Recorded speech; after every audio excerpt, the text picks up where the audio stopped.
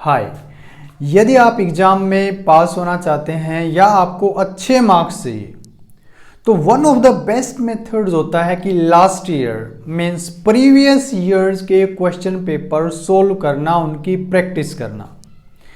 आज मेरे हाथ में ये लास्ट ईयर यानी कि 2025 का 10th क्लास का एनुअल एग्जाम का क्वेश्चन पेपर है, सेट ए। आज हम उसी की ग्रामर सोल्व करेंगे। डियर स्टूडेंट्स, आपके एग्जाम में क्वेश्चन पेपर में सेक्शन बी के अंडर ग्रामर का पोर्शन होता है जो मैक्सिमम 10 मार्क्स की होती है। आपको 12 सेंटेंसेस मिलेंगे जिनमें से आपको केवल 10 ही करने हैं। लेकिन मैं यहाँ पर एक और टिप देना चाहूँगा कि आप 12 के 12 सेंटेंसेस सोल्व कीजिए, क्योंकि बाय द वे अगर गलती से एक दो क्वेश्चन गलत हो गया तो भी आपके मार्क्स नहीं कटेंगे। तो चलिए इनको सोल्व करते हैं। हमारा पहला क्वेश्चन जो क्वेश्चन नंबर 3 में आता है, form of the verbs. First है I dash wait for you outside for 5 minutes. साथ के साथ मैं कोशिश करूंगा आपको रूल्स भी बताने की। तो इसमें right answer is have been waiting. क्यों आया? यदि आपके क्वेश्चन में सिंस या फॉर प्लस टाइम रिलेटेड कोई फ्रेज है, यानी कि जनवरी, फरवरी, सिंस 1984 या फिर किसी मंथ का नाम या फिर नेम ऑफ द वीक यदि आए तो प्रेजेंट परफेक्ट टेंस का इस्तेमाल किया जाता है। अब ये देखना कि आई और वी अगर हो तो हैव बीन का इस्तेमाल किया जाता है या प्लूरल नाउन के साथ, और सिंगुलर होता तो यहां पर हैज बीन का इस्तेमाल किया जाना था। सेकंड देखें, I study for my exams these days. Right answer is am studying. क्यों आया? यदि आपके सेंटेंस में these days, now, at the moment अगर ये आए तो वहां पर प्रेजेंट कॉन्टिन्यूअस टेंस का इस्तेमाल किया जाता है। तो right answer is am studying. Next is change the direct speech into indirect speech. Last year ये बहुत अच्छा आपके लिए एक मौका था कि सारे के सारे ग्रामर जो में ऑप्शन दिए गए थे, क्योंकि उनका आंसर देना आसान होता है। द टीचर, क्वेश्चन है, the teacher said to Ramesh why didn't you complete your homework. सबसे पहले आप ये देखें जो रिपोर्टेड स्पीच है उसमें किस तरह का सेंटेंस आया है। असर्टिव है, इंटेरोगेटिव है, ऑप्टेटिव है या एक्सक्लेमेटरी है।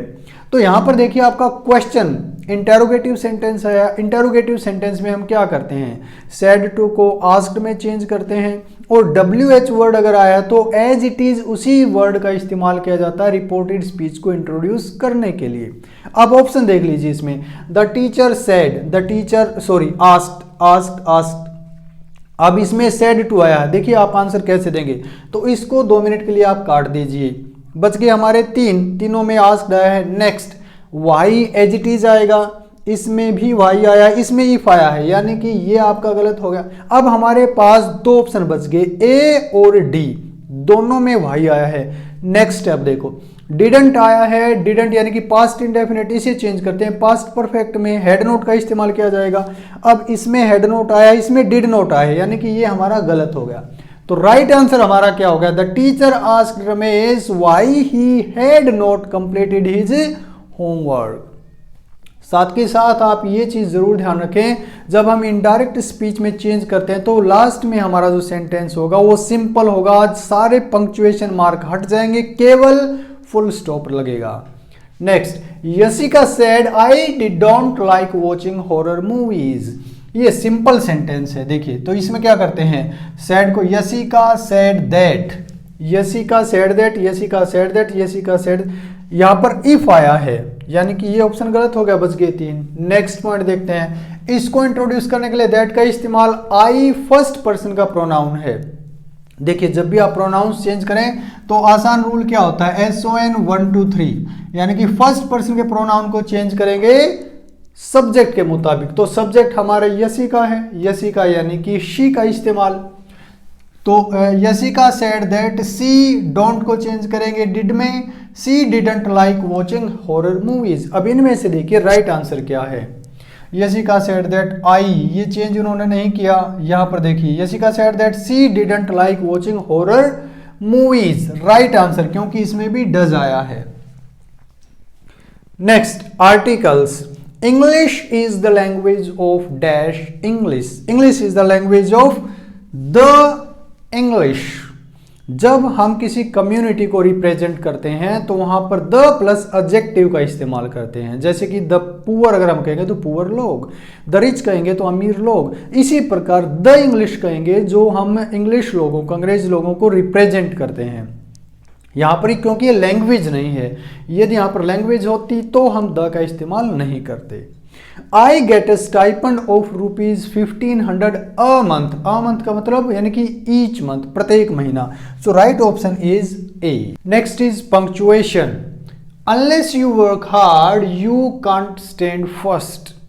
सबसे पहला जो रूल है, आप फर्स्ट लेटर को कैपिटल कीजिए, तो अनलेस में हमारा यू जो कैपिटल हो जाएगा।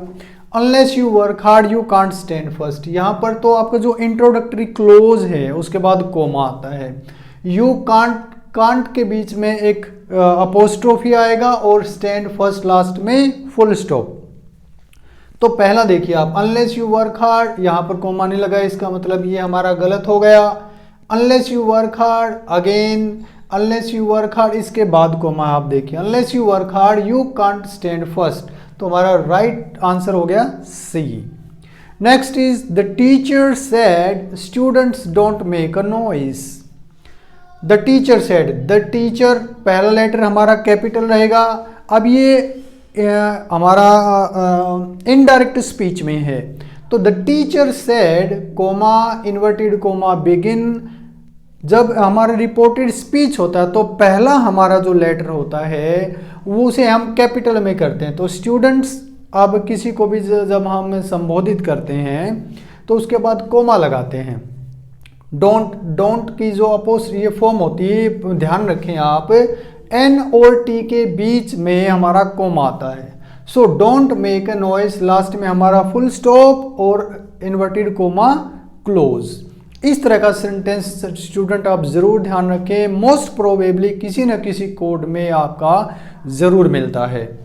तो the teacher said comma inverted coma, देखो यहाँ पर ये भी स्मॉल स्मॉल स्मॉल, यानी कि ये सभी के सभी गलत हो गए। राइट आंसर देखो, the teacher said comma inverted comma begin, students ये हमारा कैपिटल में रहेगा, don't make a noise full stop और इन्वर्टेड कोमा क्लोज। नेक्स्ट आते हैं हमारे मॉडल्स। वी टूक ए टैक्सी लेस्ट, लेस्ट वाला सेंटेंस मैं आपको बार बार बताता हूं, ये सेंटेंस आपके एग्जाम में 100% आएगा। किसी भी सेंटेंस में यदि लेस्ट आ जाए, ऐसा न हो कि वहां पर मॉडल हमारा आएगा शुड, यानी कि B answer. Next, she have good health. अब ये सेंटेंस देखिए, लास्ट में साइन ऑफ एक्सक्लेमेशन। पूरे मॉडल्स में दो हमारे ऐसे मॉडल्स हैं जिनके लास्ट में साइन ऑफ एक्सक्लेमेशन आता है, या तो वुड दैट, यानी कि जब आपका पोजिशनल सेंटेंस हो तो वुड आता है, उसके बाद दैट आए। अदरवाइज विश या प्रेयर के लिए हम मे का इस्तेमाल करते हैं। Right option is C.